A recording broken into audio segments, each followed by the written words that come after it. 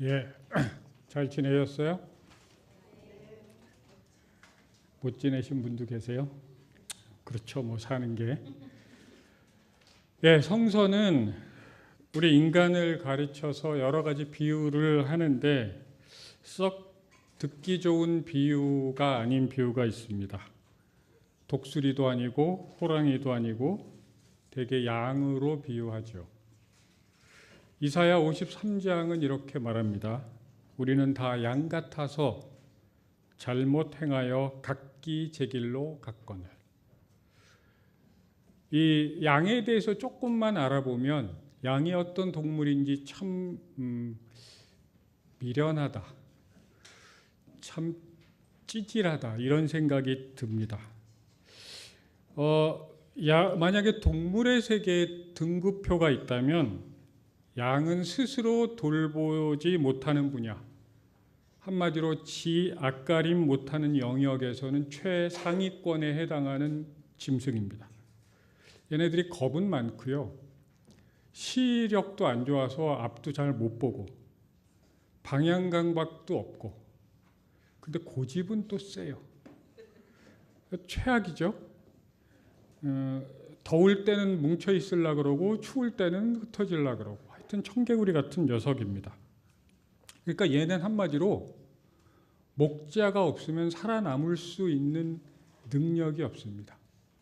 우리가 길냥이들은 어떻게 이렇게 막 뭐 수명이 짧은 수도 있어도 이렇게 돌아다니며 살잖아요. 양은 그냥 양이 살아남는 길은 딱 하나밖에 없습니다. 그저 목자 곁에 있을 뿐, 그거 하나입니다. 그러니까 좀 근사하게 말하면 존재하면 됩니다. 목자 옆에서. 어느 날 갑자기 염소 흉내를 내서 바위 틈을 뛰어 올라가려고 하던가, 뭐 나는 사실 늑대 계열이야 뭐 이렇게 까불다가는 그 양은 오래 못 가고 죽습니다. 얘네만 그럴까요? 인간도 별로 다르지 않습니다. 아마 양이 사방에 있었던 그 성서의 기자, 그 문화권에 있었던 성서의 기자 눈에는 인간도 양과 같다고 생각했던 것 같습니다.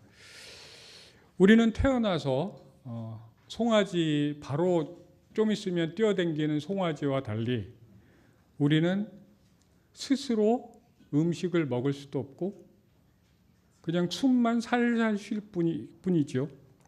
사실상 철저하게 누군가에게 의존해서 삽니다. 엄마, 아빠, 할아버지, 할머니들 뭐 이런 분들 누군가의 품과 손길이 없으면 인간은 생존할 수 없습니다. 아기의 무기가 딱 하나 있죠. 귀여움, 사랑스러움. 그냥 그 존재로 그냥 있는 것, 이거 외에는 얘가 할 수 있는 게 아무것도 없습니다. 잘나서 살아남은 게 아니죠. 얘가 20년, 30년 후에 머리가 똑똑해서 명문대학에 들어갈 거고 요즘 한참 주식이 오르는 S인자에 들어갈 것이고 이런 게 아니라 그냥 얘는 거기에 있습니다. 먹이고 씻기고 재우고 물면 달래고 똥 싸고 떼 쓰고 잠 안 자고 난리를 쳐도, 제가 하여튼 아이들을 보면서 제일 이해가 안 되는 게 졸리면 자면 되는데 참 그래요. 그리고 육아책에 보면 애들이 뭐 16시간 잔다고 다 이상한 소리죠. 애들은 잠을 안 잡니다. 근데 너는 왜 그러고 있니? 이렇게 탓하고 버리지 않는 누군가가 있기에 그 품 안에서 살아납니다. 우리 어른들은 사정이 좀 나아질까요? 아이들에 비해서 뭐 돈 버는 능력, 뭐 대인관계에서의 뭐 위장 이런 건 좀 생겼을 수 있어도 그것도 사실은 썩 시원치 않지요. 그런데 정직하게 말하면 돈 버는 기술이나 대인관계 능력보다 훨씬 더 빈약한 것은 내 영혼을, 내 내면을 스스로 돌보는 법, 그리고 다른 사람을 제대로 돌보는 힘, 이게 참 우리 안에 너무나 부족하지 않습니까? 그래서 부모들은 힘이 듭니다. 내 아이들인데 나는 왜 얘들 앞에서 이렇게 무기력한가? 이 질문 앞에서 많은 부모가 무너집니다. 이 무너짐을 경험하지 않은 사람은 아마 없을 거예요. 무너졌다, 일어났다. 그리고 저 같은 직종에 종사하는 사람도 마찬가지입니다. 제가 1997년 5월 8일에 목사가 됐어요. 가만히 계산해 보니까 30년 가까이. 내가 이렇게까지 이 일을 오래 할 줄 몰랐습니다. 이쯤 되면 뭔가 장인의 경지에, 외과 의사가 30년 하면 쫙 30년 된 가수, 유튜브에서 송창식 씨의 노래를 들었는데 와, 저거는 진짜 그레고리안 찬트를 부르는 것 같더라고요. 그 정도 장인의 경지에 올라가야 되는데 저는 그냥 그런 목사입니다. 예, 그래요. 그렇게 비웃지 않아도 나도 알고 있어요. 예. 뭐 그런 것까지 이렇게 확인을 하고. 이때 적절한 단어가 있죠. 자괴감. 난 여태 아직도 이거밖에 안 되나 하는 탄식도 같이 들어갑니다. 양은 나이를 먹어도 어떤 분야에 오래 있어도 어쩔 수 없는 양입니다. 근데 문제는 우리가 양이라는 사실보다 양이면서 지가 자꾸 사자인 척 한다는데 더 큰 문제가 있습니다. 더 나가서요, 제가 이 이름을 정말 언급하고 싶어요. 모 씨와 네타 모 씨 같은 사람은 지들이 목자인 줄 압니다. 전 세계 목자인 줄 알아요. 세계의 비극은 대개 거기서 벌어집니다. 양이 양인 줄 모르고 포식자가 되려고 할 때, 그때 이 세계에서 비극이 펼쳐지고 이 세계가 지옥이 됩니다. 양은요, 무조건 좋은 목자를 만나야 삽니다. 양을 재산 목록으로 보지 않고 양을 재산 목록으로 보는 목자를 가르쳐서 삭군이라고 말합니다. 삭군이 나쁜 건가요? 이 자본주의 사회에서 돈 받은 만큼 일하고. 우리 어머니 얘기를 좀 더 하자면, 우리 어머니는 이제 제가 얼마를 받는지 관심이 많으세요. 늘. 그래서 내가 그랬어요. 어머니는 엄마는 아들이 그렇게 삭군이 됐으면 좋겠어? 그럼 이제 또 화들짝 놀라면서 내가 언제 그랬냐, 말을 또 그렇게 왜곡하냐. 그 말이 그 말이잖아. 돈 받은 만큼 일하는 거, 이거 자본주의의 원리죠. 그런데 성경에서는 그걸 굉장히 부정적으로 봅니다. 삭군. 양을 생명으로 보는 목자. 필요하면 양을 위해서 자기 목숨까지 내놓을 수 있는 목자를 진짜 목자라고 말하죠. 왜냐하면 성경에서 이 목자는 단순한 관리자, 공급자가 아니라 양이라는 존재 전체를 맡아 돌보는 사람의 의미가 있습니다. 그러니까 인간이 양이라고 할 때, 그리고 하나님이 목자라고 할 때 하나님은 우리의 모든 존재를 돌보는 분. 양의 유일한 미덕은 목자의 소리를 알아보는 겁니다. 나의 목자의 소리. 늑대는 들을 생각이 없죠. 고슴도치도 별 관심이 없고 생쥐도 자기 바쁩니다. 지 혼자 먹고 살 수 있다고 생각합니다. 하지만 양은 목자의 목소리를 알아듣습니다. 우리는 사실 양 취급받는 게 별로 좋지 않습니다. 그 미련하고 어리석고 능력 없는 그 양. 너무 없어 보이죠. 한심해 보이고 내가 양이라는 게 자존심도 상합니다. 그런데 성경에서는 하나님 앞에서는 다 똑같다는 거예요. 제일 어린 온유도, 오늘 안 왔네. 덩치가 산만한 온유의 아빠도, 우리 교회 최연장자이신 최순철 집사님도 다 양입니다. 지구 반대편에 들려오는 폭격의 소문에 걱정이 되고 주유소에 붙은 1,900원 그 가격표에 깝깝하고 우리 아이의 울음소리에 심장이 덜컥하는 존재입니다. 이 얼마나 겁이 많습니까? 한 치 앞도 내다볼 수 없고. 시편 23편 1절에서 3절까지는 목가적인 장면이 펼쳐지죠. 내게 부족함이 없어라. 푸른 초장, 잔잔한 물가, 기가 막힌 이야기들이 나오죠. 그래요. 그 푸른 초장이 우리한테 늘 펼쳐집니다. 그럼 우리는 부족함이 없다고 고백을 하는 거죠. 그런데 중요한 변화는 1절에서 3절까지가 아니고 4절부터 시작합니다. 1절부터 3절까지는 하나님을 그 3인칭으로 부릅니다. 부족함이 없는 환경 속에서. 그런데 4절부터 달라집니다. 갑자기 화사한 파스텔톤 화면에서 어두침침한 검은 그림자가 드리우지요. 사망의 음침한 골짜기. 저는 이 번역이 더 와닿는 것 같아요. 사망의 음침한 골짜기에 들어서자마자 하나님은 더 이상 그가 아니로 주로 바뀝니다. 그리고 히브리어에선 이걸 2인칭으로 표현합니다. 이제 하나님은 3인칭이 아니라 2인칭이에요. 우리가 하나님에 대해서 말하는 게 아니라 하나님과 말을 합니다. 하나님도 나에게 말을 직접 거시는 분입니다. 하나님은 내 삶에 푸른 초장, 잔잔한 물가 이런 걸로 인도하는 우리의 생필품을 배송해 주는 하늘 택배기사가 아니라는 거죠.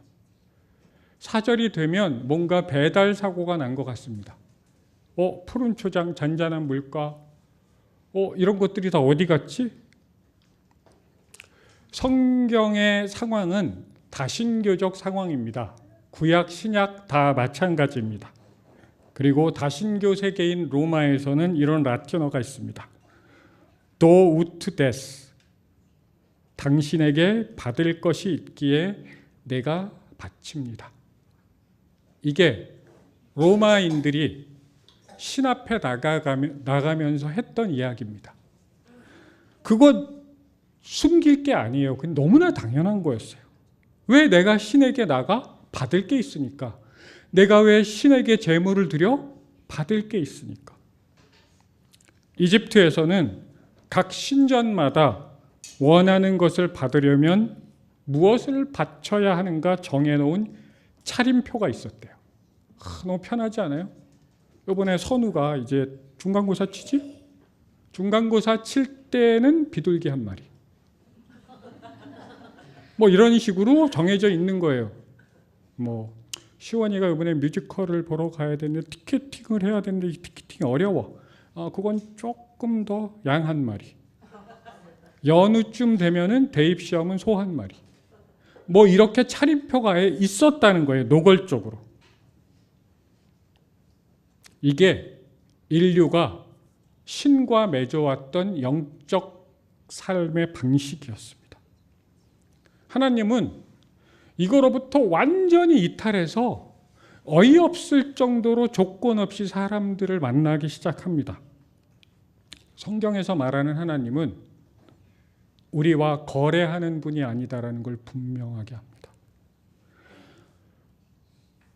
사망의 음침한 골짜기와 원수들이 우리를 보는 앞,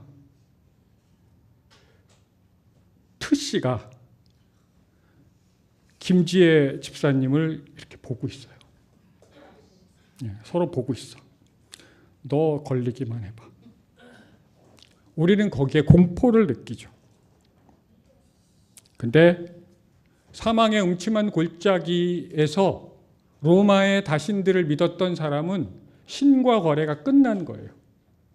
다른 신을 알아봐야 돼요. 그런데 하나님은 우리에게 필요한 것들을 던져주고 물러가는 분이 아니라 나와 함께 계시는 분입니다. 영케어로도 그렇고 얼마 전 몇 년 전 선사캠에서 만났던 18 어른도 그렇고 그 젊은이들이 원했던 건 완벽한 해결사가 아니라 함께 있어주는 어른이었습니다.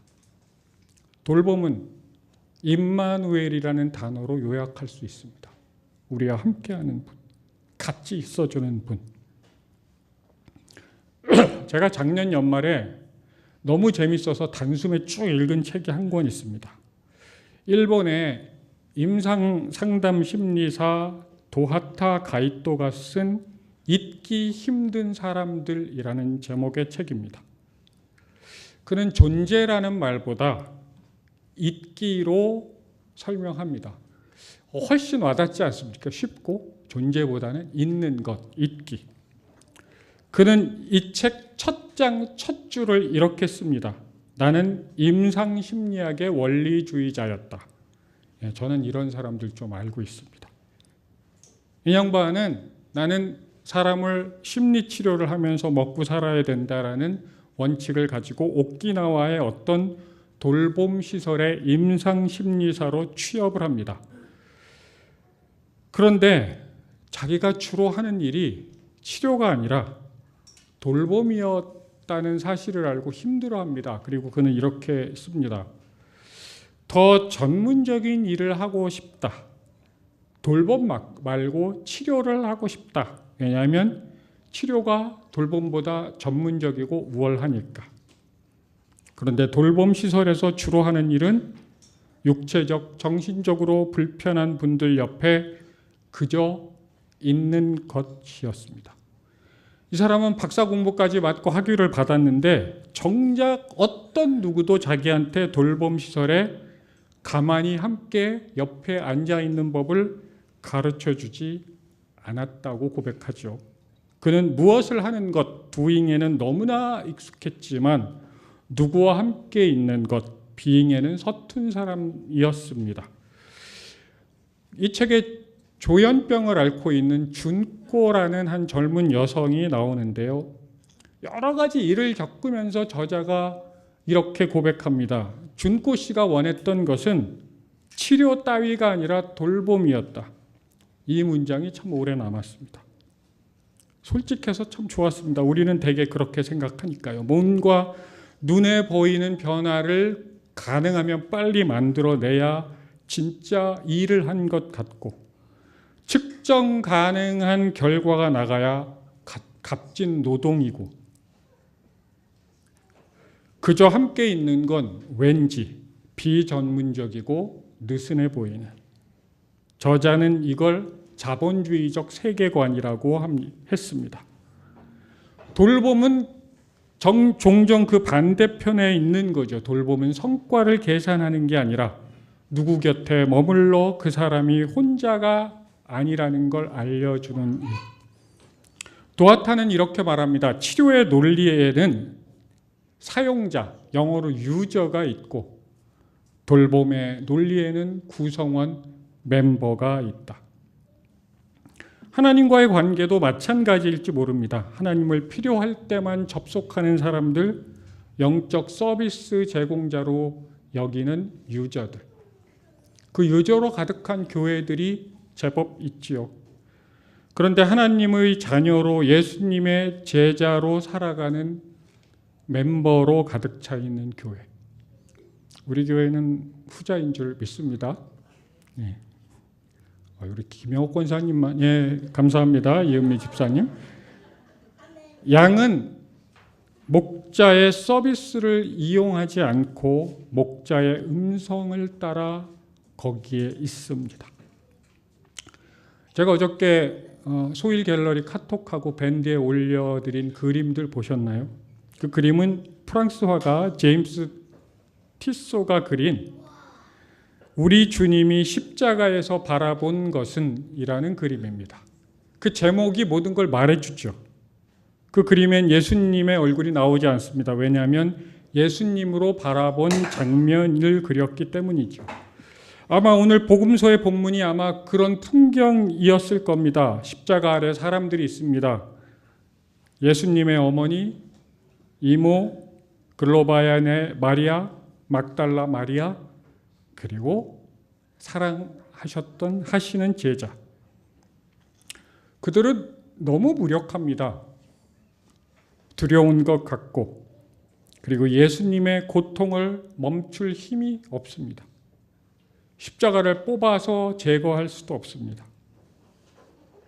그들은 그저 거기 있을 뿐입니다. 그런데 여러분 묻고 싶습니다. 이 사람들 한심하게 보이십니까? 아무 일도 못하는 패배자들처럼 보이십니까? 아니죠. 오히려 이들은 가장 고귀하고 용기 있는 사람으로 보일 겁니다. 십자가 아래 그 옆에 그저 있는 것.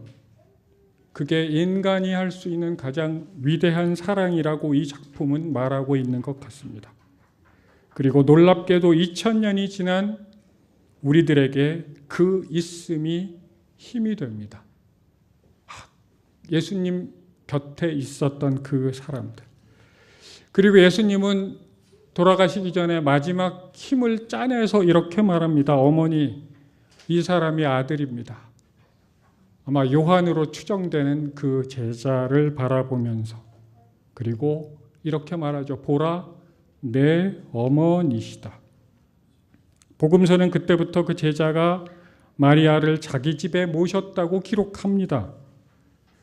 여기서 사용된 표현은 잠깐 집으로 데려갔다는 뜻이 아니라 자기 삶의 자리, 자기 마음의 가장 중요한 공간으로 받아들였다는 뜻을 품고 있습니다. 이게 돌봄입니다. 내 삶의 한복판에 자리를 내어주는 것. 그리고 27절 다음에 이어지는 28절에 이런 말씀이 이어집니다. 그 뒤에 예수께서는 모든 일이 이루어졌음을 아시고, 어떤 번역에는 여기에 이미라는 단어를 추가해서 그 느낌을 더 강조합니다. 무엇이 이루어졌을까요? 예수님이 바라셨던 것은 예수님이 마지막 요한복음의 17장에 기도하셨던 나와 아버지가 하나이듯이 저들도 하나 되게 하소서. 사람들이 하나 되는 것, 서로를 자기 삶의 자리로 서로를 받아들이는 것, 하나님 안에서 새로운 가족이 되는 것, 그 일이 그 십자가 아래서 이루어졌다고 예수님은 말씀하고 계시는 겁니다. 어머니 마리아와 사랑하는 제자가 한 집에서 한 마음의 자리 안에서 함께 있게 된 것, 그것이 다른 곳도 아니라 십자가 아래서 이루어진 하나님 나라라는 거죠. 우리는 사실 십자가에 달리신 예수님을 구출하고 싶습니다. 이 악한 세상을 뒤집어 엎고 싶습니다. 그 나쁜 놈들 있잖아요. 그 인간들을 혼내주고 싶습니다. 제가 신학교 시절에 우리가 참 존경했던 총장님이 계셨는데 그분은 학생들하고 어울리는 걸 좋아하셨습니다. 사석에서 이런 말씀을 하셨어요. 예수님이 십자가에서 내려와가지고 십자가를 뽑아가지고 붕붕 돌려가지고 다 사람을 제압하셨으면 지금 우리 학교는 없을 거야. 예수님이 힘으로 세상을 굴복시켰다면, 대신 끝까지 사랑하시고 끝까지 함께 하시고 끝까지 관계를 남기셨습니다. 그래서 우리같이 제멋대로 뿔뿔이 제 갈 길을 흩어지는 양들을 기다려주시고 찾아주시고 품에 안으시는 분이죠. 오늘 주보에 이하은 씨를 소개했습니다. 지적장애가 있는 아버지를 돌보면서 14시간을 일하면서 고된 돌봄을 하는 청년. 이 청년은 잊기도 해야 되고요. 비행도 해야 되고 돌봄도 해야 됩니다. 사실 우리 모두의 삶이 어느 정도는 그렇죠. 하지만 어떤 사람은 그 무게를 너무 일찍, 너무 많이 짊어집니다. 그래서 우리가 계속 살펴보고 있는 영케어러죠. 우리가 어디서부터 뭘 해야 되지? 그래서 지난주에 조장 모임 때 어떤 조장님이 그런 얘기를 했죠. 우리가 기도를 하는데 너무 무력하다. 120% 공감이 되죠. 중동 전역으로 번지는 전쟁 소식을 보며 우리는 무력함을 느낍니다. 우리가 미국 시민권자라면 탄핵이라도 하지. 우리는 멀리서 탄식하는 일밖에 못할 때가 너무 많습니다.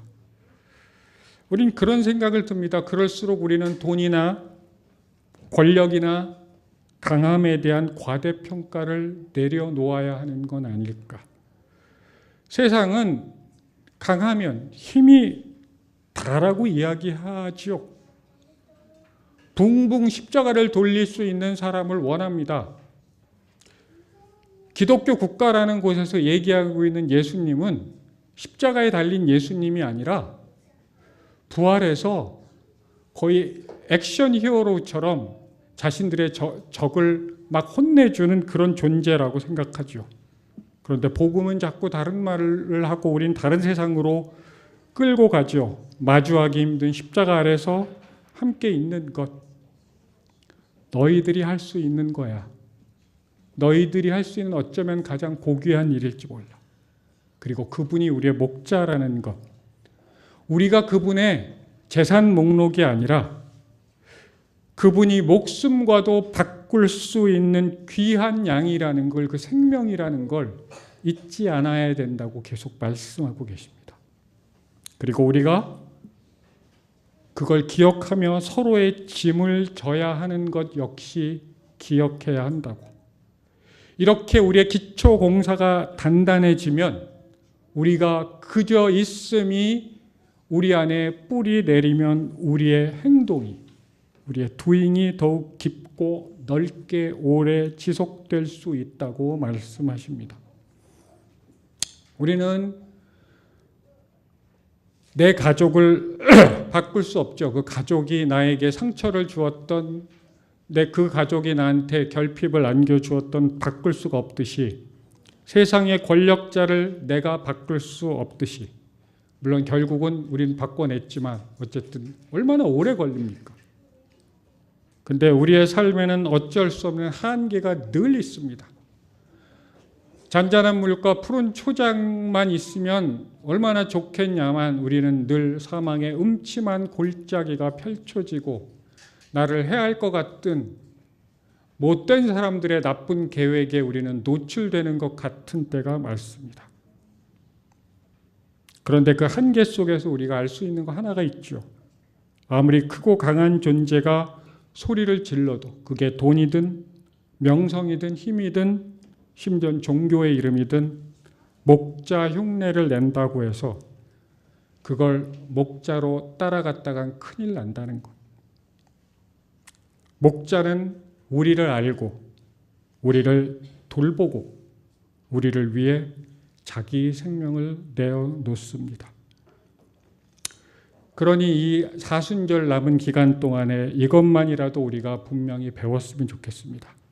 내가 세상을 다 뜯어 고치지 못해도, 누군가의 십자가를 당장 내려주지 못해도 나는 그 곁에 그저 있을 수 있다는 것. 내가 사랑하는 사람들과 그저 있을 뿐인 삶으로 있는 게 너무 소중하다는 것. 그리고 그 너머의 이웃들과 그저 있는 것을 익히고 실천해서 그게 나의 피와 뼈, 살이 되도록 하는 것. 그게 우리 안에 돌봄을 실천하는 길입니다. 그리고 정말 놀랍게도 하나님은 바로 그 있음을 통해서